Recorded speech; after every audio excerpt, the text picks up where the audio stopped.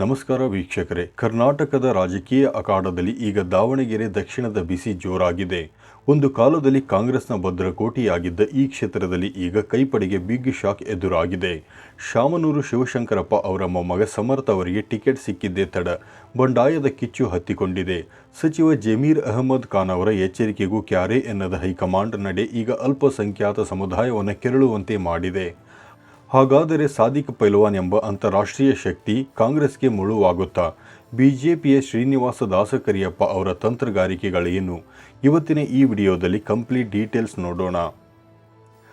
ದಾವಣಗೆರೆ ದಕ್ಷಿಣದಲ್ಲಿ ಅಂತಿಮವಾಗಿ ಸಮರ್ಥ ಶಾಮನೂರು ಅವರಿಗೆ ಟಿಕೆಟ್ ಘೋಷಣೆಯಾಗಿದೆ.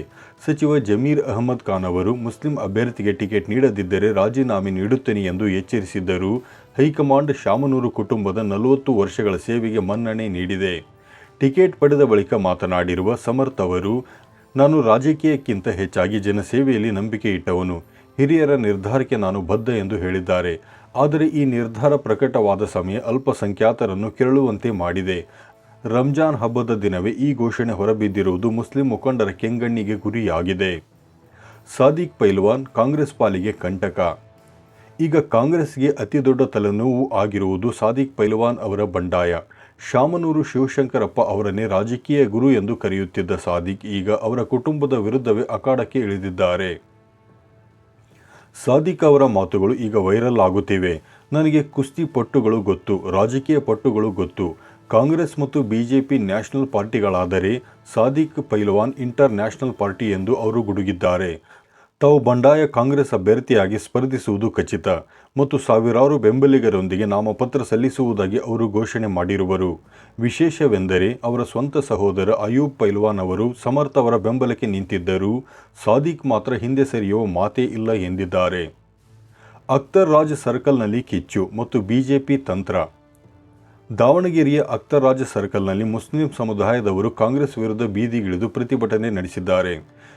ಜಸ್ಟಿಸ್ ಫಾರ್ ಮೈನಾರಿಟಿ ಎಂಬ ಪೋಸ್ಟರ್ಗಳನ್ನು ಹಿಡಿದು 1947ರಿಂದಲೂ ನಾವು ಕಾಂಗ್ರೆಸ್ ಬೆನ್ನೆಲುಬಾಗಿದ್ದೇವೆ, ಆದರೆ ನಮಗೆ ನ್ಯಾಯ ಸಿಗುತ್ತಿಲ್ಲ ಎಂದು ಆಕ್ರೋಶವನ್ನು ಹೊರಹಾಕಿದ್ದಾರೆ.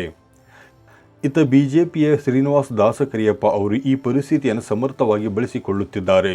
ಕೆಲವು ಮುಸ್ಲಿಂ ನಾಯಕರು ಈಗಾಗಲೇ ಅವರ ಮನೆಗೆ ಭೇಟಿ ನೀಡಿ ಸಿಹಿ ತಿನ್ನಿಸಿ ಬೆಂಬಲ ವ್ಯಕ್ತಪಡಿಸಿರುವುದು ಕಾಂಗ್ರೆಸ್ಗೆ ಅರಗಿಸಿಕೊಳ್ಳಲಾಗದ ವಿಷಯವಾಗಿದೆ.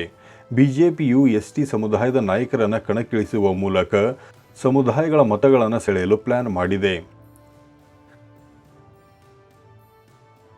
ದಾವಣಗೆರೆ ಅಖಾಡಕ್ಕೆ ಈಗ ಎಸ್ಡಿಪಿಐನ ಅಫ್ಸರ್ ಕೊಡ್ಲಿಪೇಟೆ ಅವರ ಪ್ರವೇಶವಾಗಿದೆ. ವಿವಾದಾತ್ಮಕ ಭಾಷಣಗಳಿಂದ ಹೆಸರಾಗಿರುವ ಇವರು ಮುಸ್ಲಿಂ ಮತಗಳನ್ನು ಚದುರಿಸುವಲ್ಲಿ ಪ್ರಮುಖ ಪಾತ್ರ ವಹಿಸುವರು.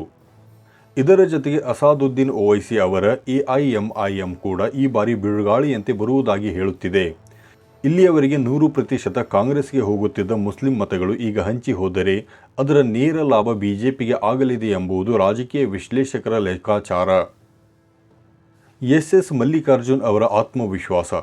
ಇಷ್ಟೆಲ್ಲ ಗದ್ದಲಗಳ ನಡುವೆಯೂ ಸಚಿವ ಎಸ್ ಮಲ್ಲಿಕಾರ್ಜುನ್ ಅವರು ಧೃತಿಗೆಟ್ಟಿಲ್ಲ.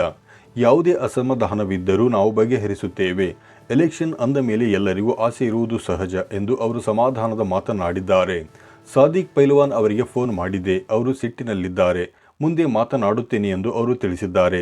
ಆದರೆ ಕಾಂಗ್ರೆಸ್ನ ಈ ಸಂಧಾನ ತಂತ್ರ ಫಲ ನೀಡುತ್ತದೆಯೇ ಎಂಬುದು ಕಾದು ನೋಡಬೇಕು. ವೀಕ್ಷಕರೇ, ಮಾರ್ಚ್ 26ನೇ ತಾರೀಕು ನಾಮಪತ್ರ ವಾಪಸ್ ಪಡೆಯಲು ಕೊನೆಯ ದಿನವಾಗಿದೆ. ಅಲ್ಲಿಯವರೆಗೆ ಯಾರು ಕಣದಲ್ಲಿ ಉಳಿಯುತ್ತಾರೆ ಎಂಬುದು ಕುತೂಹಲಕಾರಿಯಾಗಿದೆ. ಅಲ್ಪಸಂಖ್ಯಾತರ ಈ ಬಂಡಾಯ ದಾವಣಗೆರೆಯಲ್ಲಿ ಹಸ್ತದ ಗುರುತನ್ನು ಮರೆಸುತ್ತಾ ಅಥವಾ ಶಾಮನೂರು ಕುಟುಂಬ ಮತ್ತೊಮ್ಮೆ ಗೆದ್ದು ಬೀಗುತ್ತಾ? ನಿಮ್ಮ ಅಭಿಪ್ರಾಯವನ್ನು ತಪ್ಪದೆ ಕಮೆಂಟ್ ಬಾಕ್ಸ್ನಲ್ಲಿ ತಿಳಿಸಿ. ನಮ್ಮ ಚಾನೆಲ್ಗೆ ಸಬ್ಸ್ಕ್ರೈಬ್ ಆಗುವುದನ್ನು ಕೂಡ ಮರೆಯಬೇಡಿ. ಧನ್ಯವಾದಗಳು.